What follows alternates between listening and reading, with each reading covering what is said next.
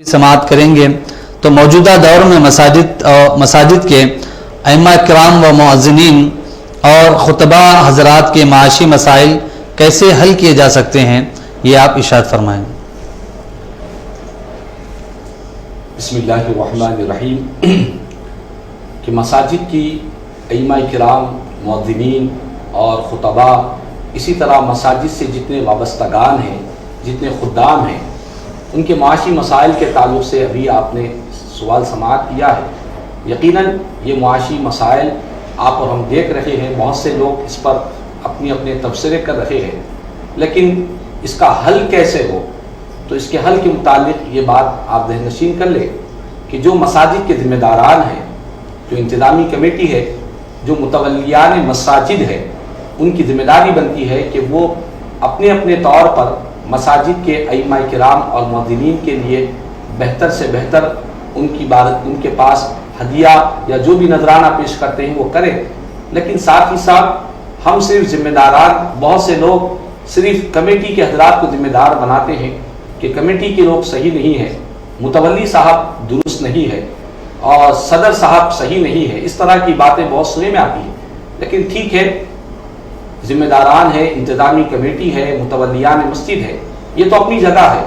लेकिन साथ ही साथ अहलियान महल्ला का भी एक बहुत बड़ा रोल अदा हो सकता है। अहलियान महल्ला हर कोई अपने अपने तौर पर अपनी मस्जिद के इमाम साहब या मुअज्जिन साहब या खतीब साहब या जो भी मस्जिद के खिदमत गुजार है या नाइब इमाम साहब है, इस तरह इनकी खिदमत में अहलियान महल्ला अपनी अपनी तौर पर, इनफरादी तौर पर हर एक अपनी अपनी तरफ से उनकी खिदमत में हर महीना कोई ना कोई मुशाहिरा और कोई ना कोई हदिया पेश कर सकता है। उसकी वजह यह है कि मुतनादीन किराम, आप और हम देखते हैं कि आज जिन हालात से अइम्मा किराम, मुअज्जिनीन और खुतबा और दीनी मजहबी तबका जिन हालात से गुजर रहा है और माशी तौर पर जो उनकी कमजोरियाँ हैं, इनसे हर कोई वाकिफ़ है। और हद तो ये है कि आज हम जिस शहर में रहते हैं, जिस रियासत में रहते हैं, यहाँ पर हुकूमत ने भी इनकी हालात को देखकर ये ऐलान किया कि हम अइम्मा, मुअज्जिनीन और जितने हजरात दीनी कामों में मसरूफ़ है, इनकी हम खिदमत करेंगे और इनको हम मुशाहिरा देंगे।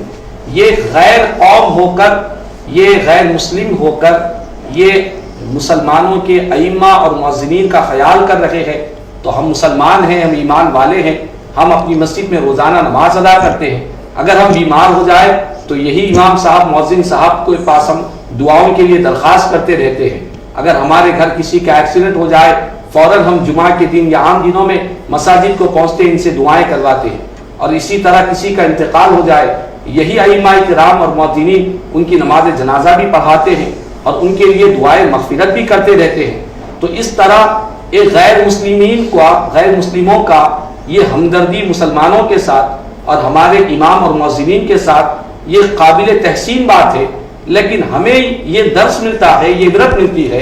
ये गैर मुस्लिम हुकूमत होकर जब हमारा इतना मसाजिद के अइम्मा का ख्याल और मुअज्जिनीन का ख्याल कर रही है, तो हम तो इसी मस्जिद के मुसल्ली है और हम अगर मर भी जाएं तो इसी मस्जिद में हमारा जनाजा आएगा।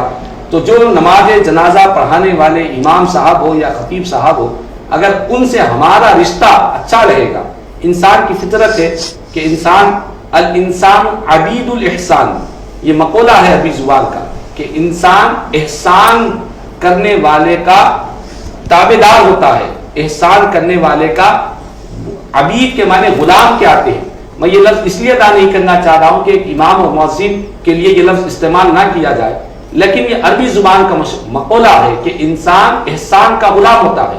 तो अगर हमारे पास हमारे मसाजिद के अइम्मा किराम, मुअज्जिनीन, खुतबा को हम खुशहाल रखने की कोशिश करेंगे, हमारा काम कोशिश करना, अता करना, ये अल्लाह की ज़ात बाबरकत है। हम कोई वो नहीं कि हम किसी की परेशानी को दूर कर दें, हम किसी की मुसीबत को दूर कर दें। हम कोशिश करना हमारा काम है और उसमें बरकतें अता करना अल्लाह तबारक व तआला की ज़ात बाबरकत है। तो इसीलिए हमारी जिम्मेदारी बनती है कि हम अपने मसाजिद के अइम्मा किराम, मुअज्जिनीन और खुतबा, और मस्जिद के अंदर कोई झाड़ू झटका भी कर कोई देता है, कोई साफ सफाई भी करता है। अभी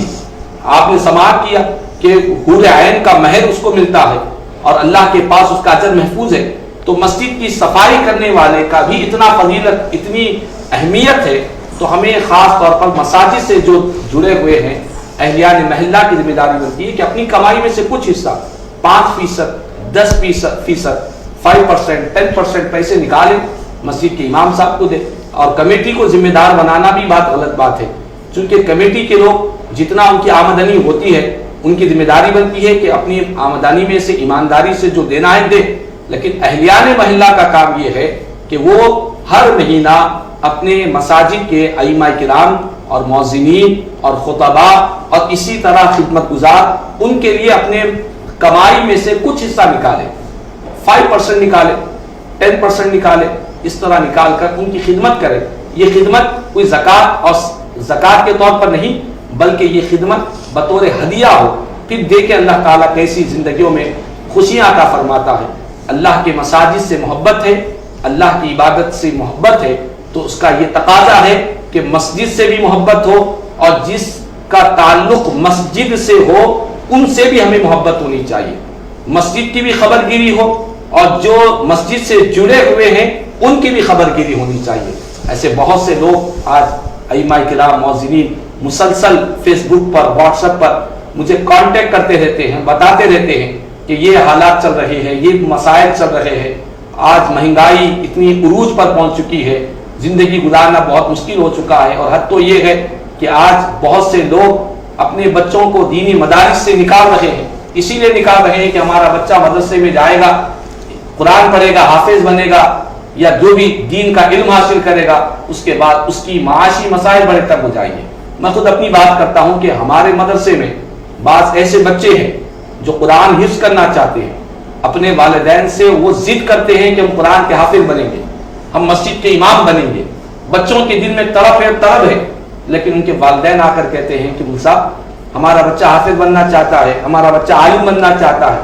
بیان کرنا چاہتا ہے، لیکن ہم اسی لیے روک رہے ہیں ہمارے بچوں کو کہ ہمارا بچہ مسجد کا امام بنے گا تو اس کا فیوچر کیسا ہوگا، اس کا مستقبل کیسا ہوگا۔ تو آج یہ معاملات ہو رہے ہیں کہ دنیاوی چند روپیے پیسوں کے لیے ہماری قوم قرآن کے حفظ سے محروم ہو رہی ہے۔ مسجد کی امامت یہ وہ منصب ہے کہ حضرت سیدنا صدیق اکبر رضی اللہ تعالیٰ عنہ کو جس وقت تمام صحابہ کرام مشورہ کیے کہ خلیفہ کن کو بنائیں گے حضور کے بعد، تو صحابہ کرام کی ایک جماعت نے کہا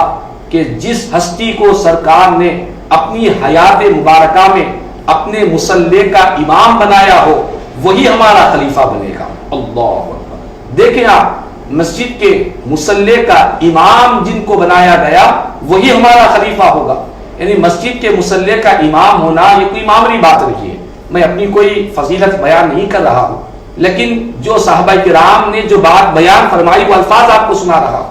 تو بہرحال مسجد کی امامت ہو یا مؤذنی ہو یا مسجد کی جو بھی خدمت ہو، مسجد سے جو بھی وابستگی ہو، یہ کوئی معمولی بات نہیں ہے، یہ اللہ کا فضل و کرم ہے۔ تو ہماری عقیدت، ہماری محبت یہ ہونی چاہیے کہ ان ائمہ کرام، ان مؤذنین اور ان خطباء جہاں پر بھی ہو، دنیا بھر میں جو کبھی ہم کو دیکھ رہے ہو، نشا اسلامی کے ذریعے ہو یا یوٹیوب کے ذریعے ہو یا فیس بک کے ذریعے ہو، دنیا بھر سے لاکھوں لوگ آج ہم کو دیکھ رہے ہیں، ان سب سے یہی ہے کہ اپنے مسجد کے امام اور مؤذن اور خطباء اور اسی طرح مسجد کے خدمت گزاروں کا خیال رکھیں۔ معاشی مسائل ہے، چند لوگ مل کر اگر ان کا تعاون کریں گے تو یہ کوئی بڑا مسئلہ نہیں ہے۔ اللہ تعالیٰ نے مقدر میں جتنا لکھا ہے ہر بندے کو اتنا ہی ملے گا، لیکن ہم اپنے طور پر جو کوشش کرتے ہیں ضرور کریں۔ اللہ تعالیٰ کی رحمت سے امید ہے کہ ان ائمہ و مؤذنین کی دعاؤں سے اللہ دنیا بھی کامیاب کرے گا اور آخرت کو بھی بہتر فرمائے گا۔